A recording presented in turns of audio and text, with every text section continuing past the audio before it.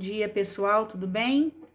Dia 26 de agosto, vamos para nossa aula de ciências, misturas e transformações, aula 16. Então, vamos lá. Vamos abrir nossa apostila aí na página 18. Misturas e transformações. Sempre que alguém prepara um alimento, está realizando misturas e transformações. Na maioria das vezes em que estamos consumindo um desses alimentos, não nos damos conta de quantas mudanças e misturas são necessárias para que ele fique com textura e o sabor certo. Isso, pessoal, a gente pega de exemplo quando a gente vai preparar, preparar alguma receita, né?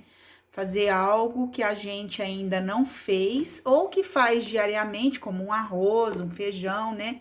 Que é a comida popular do brasileiro. Então, a gente vai estar vendo alguns alimentos que a gente consome, o que é saudável, né? E as diferenças e semelhanças que tem na textura desses alimentos quando a gente vai prepará-los. Então, vamos lá, vamos virar aí nossa apostila para a página 19. Diga aí. Alguns alimentos podem ser consumidos crus, por exemplo, frutas, saladas e alguns tipos de cereais. Muitas frutas e legumes podem ser consumidos crus. Então, vejam bem, pessoal, só nessa imagem que a gente tem aí, a variedade de verduras, legumes e frutas que a gente tem na nossa cadeia alimentar, vamos dizer assim. Então, a gente tem uma variedade muito grande, aonde cabe a nós ver como é que vai ser feito o preparo de cada alimento. Se ele vai ser servido cru, se o sabor dele é bom cru, ou cozido, ou frito, a gente vai determinar isso a partir do quê? Na hora que a gente vai saborear e ver a textura desses alimentos. Então, aí uns precisam ser preparados para que fiquem saborosos, outros a gente pode consumir ele já a hora que chega em casa. Uma fruta, por exemplo, a maçã, é só a gente lavar ela e comer, não precisa passar por nenhum tipo de transformação. A única coisa que a gente vai fazer é a higienização desse alimento, para a gente consumir ele sem que ele esteja contaminado. Então, outros precisam ser preparados e para que fiquem saborosos, deve-se seguir uma receita, acrescentando os ingredientes em determinada ordem e cuidando da temperatura correta de cozimento ou do tempo de resfriamento. A gente tem aí 2 pratos. O primeiro prato é o trivial, né, que o brasileiro está acostumado a consumir: arroz, feijão, batata e carne. Assim como uma sopa de legumes também são consumidos após o cozimento. Então, aí no exercício 1, nós temos 3 exercícios. No 1, que diferenças podem ser percebidas quando o arroz e o feijão estão crus e quando estão cozidos? Como que é a textura desses alimentos? Ele tem a mesma textura antes do cozimento? É igual quando ele está cru? Vocês sabem muito bem explicar a diferença que tem entre esses 2 alimentos antes do cozimento e após o cozimento. Então, cada um aí vai descrever como é que percebe esses dois alimentos antes e depois do cozimento, tá? Cru e, digamos, depois cozido. Exercício 2. Você acha que a sopa é uma mistura de ingredientes? Quais deles você consegue identificar na imagem?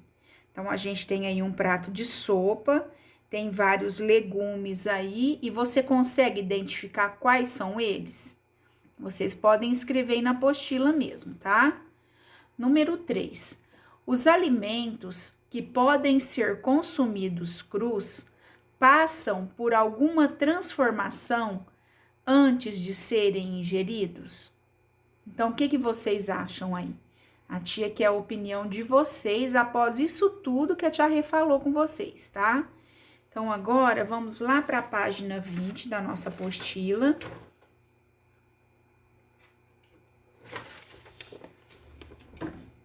Vamos lá. Página 20. A gente vai estar falando agora sobre misturas. Em ciências, mistura corresponde à união de dois ou mais componentes conhecidos como substância. Então, pessoal, quando passa de mais de uma substância, a gente misturou duas, a gente já pode falar que é uma mistura, independente do seu aspecto, se ele ficou homogêneo ou não, tá? Então, vamos lá. As misturas estão por toda parte. Quase todas as receitas culinárias, por exemplo, misturam ingredientes. Além disso, os ingredientes podem ser misturas como o leite, que é uma mistura de água, gordura, açúcar, proteínas, sais minerais e vitaminas. O leite em si, ele já é toda essa mistura que a tia Rê acabou de falar, certo? Então, observem aí no copo, o leite visto a olho nu em um microscópio. Olha como é que ele é visto, olha aí, ó, visto a olho nu, o leite parece branco e uniforme, mas se observarmos uma gota de leite ao microscópio, podemos perceber que ele é uma mistura de várias substâncias. Repare no detalhe a presença das bolhas de gordura presentes no leite, as proteínas, os sais minerais e as vitaminas. Não podem ser vistas ao microscópio, porque são substâncias muito pequenas. Então, gente, olha só a quantidade de nutrientes, vitaminas, sais minerais, açúcar e gordura que aparentemente a gente olhando a olho nu assim, olhando num copo de leite, a gente não vê toda essa mistura que está agregada a um copo de leite. Em nosso dia a dia, entramos em contato com muitas misturas, as quais podem ser entre substâncias sólidas, líquidas ou gasosas. As substâncias sólidas podem se misturar às substâncias líquidas, gasosas ou sólidas. Observe alguns exemplos. Olha aí, pessoal. Na praia, a água do mar, que é líquida, mistura-se com a areia, que é sólida. Então, a mistura do sólido com o líquido, olha aí na onda, a hora que forma aqui, ó, bem no comecinho, a hora que você vai entrando na praia. Tá misturada a água e a areia. Do lado, essa outra imagem, mistura de sólido com gás. A fumaça é uma mistura de gases presentes no ar, com partículas de fuligem, material sólido. A fuligem, nesse exemplo, vem da queima de madeira ou da cana, né, gente? Que a gente está sofrendo muito esses dias com as queimadas que estão tendo aí nos canaviais próximos à nossa cidade. Além de provocar reações alérgicas à nossa saúde, vem junto com a terra que já está no ar, já junto com essa fuligem, entrando dentro das nossas casas e fazendo mal também à nossa saúde, né? Então, isso aí a gente também pode falar que é uma mistura. O ar com a fuligem da queimada dessa cana lá longe da nossa casa que vem, através do ar, chegar até as nossas residências, né? Então, vamos lá agora para a próxima página, vamos lá para a página 21, dando sequência à nossa leitura. Aí na página 21, a gente tem a mistura de sólido com sólido. Essas manchas coloridas que a gente tá vendo, isso aqui é um pedaço de granito. Geralmente, esse tipo de pedra, gente, tem na pia da cozinha da mamãe, da vovó, da tia.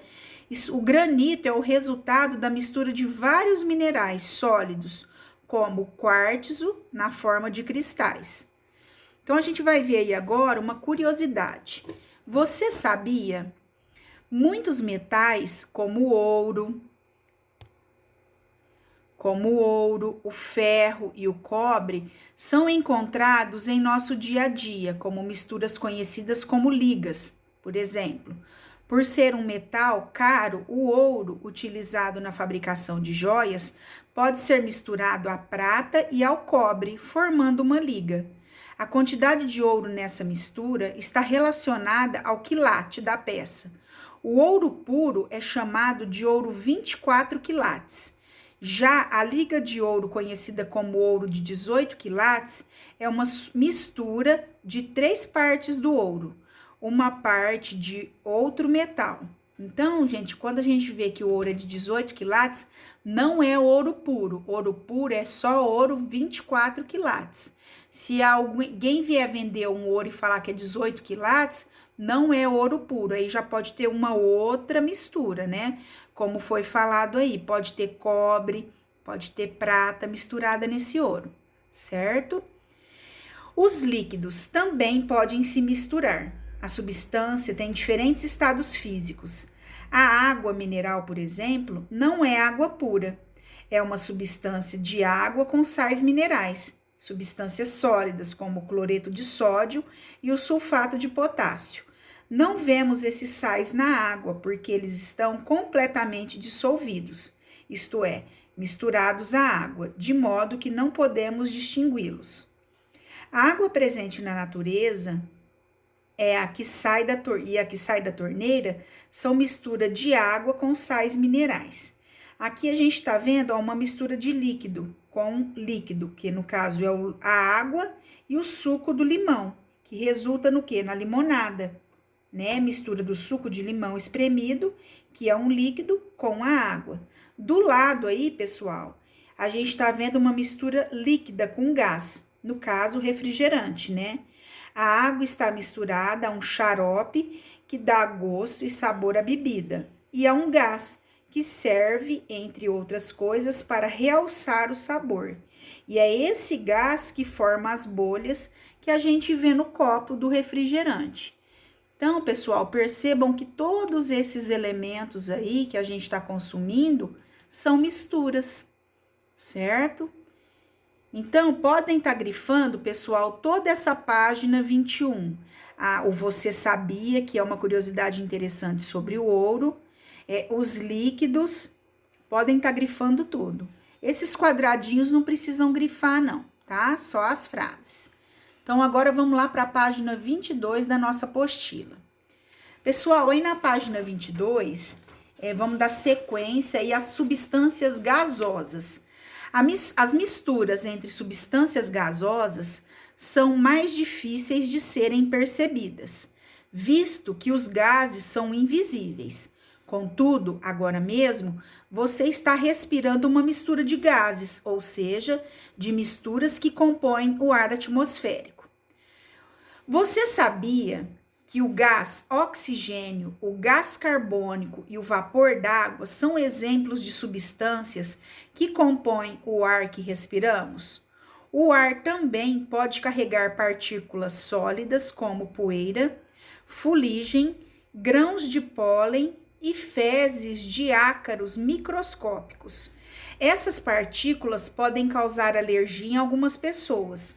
Quando o ar passa por um filtro, como o do ar-condicionado, esses materiais são retirados do ar e ficam retidos no filtro. Olha aí do lado, pessoal. Isso daqui é o filtro de um ar-condicionado. É o filtro de um aparelho de ar que deve ser limpo periodicamente para evitar que a sujeira seja liberada novamente no ar. Olha aí, pessoal, isso tudo é sujeira que tá no ar. Deixa a tia baixar aqui que a tia tá tampando. Olha aí, ó. Isso aí tudo é poeira que tava no ar e o ar-condicionado, a hora que ele é ligado, ele filtra a sujeira, ele segura a sujeira e deixa passar o ar um pouco mais limpo. Ácaros microscópicos, são animais muito pequenos, eles não são vistos, pessoal, a olho nu. Os ácaros podem viver na poeira, viu? Então, ele vive na poeira ali e a gente não consegue estar vendo ele a olho nu. Substâncias, pessoal. A água do mar e o ar que respiramos são formados por mais de um componente, ou seja, são misturas. No entanto, as misturas também podem ser encontradas sozinhas, como o sal de cozinha, o vinagre e o álcool. Observe outros exemplos de substâncias. A água pura, sem sais minerais ou gases misturados, é chamada de água destilada. Ela é usada na produção de vacinas e medicamentos. O açúcar comum apresenta em sua composição uma única substância, a sacarose. E o gás hélio é uma substância usada para encher balões que flutuam no ar. Bom, pessoal, então vocês estão vendo só que a água pura encontrada é somente a água destilada, que é a água mais pura que tem, que é utilizada para fazer vacina, é utilizada para fazer remédio. Então, essa sim é água pura. A água que a gente consome, por mais que pareça ali que não tem nada, ela tem alguns componentes, só que não são vistos a olho nu. Ok, pessoal? Podem estar grifando também toda essa página 22, tá? E posteriormente, a gente vai estar vendo essas atividades novamente em forma de questionário para estar revisando o conteúdo que foi dado na aula de hoje, tá? Então, beijo, fiquem com Deus e até a nossa próxima aula. Tchau, tchau.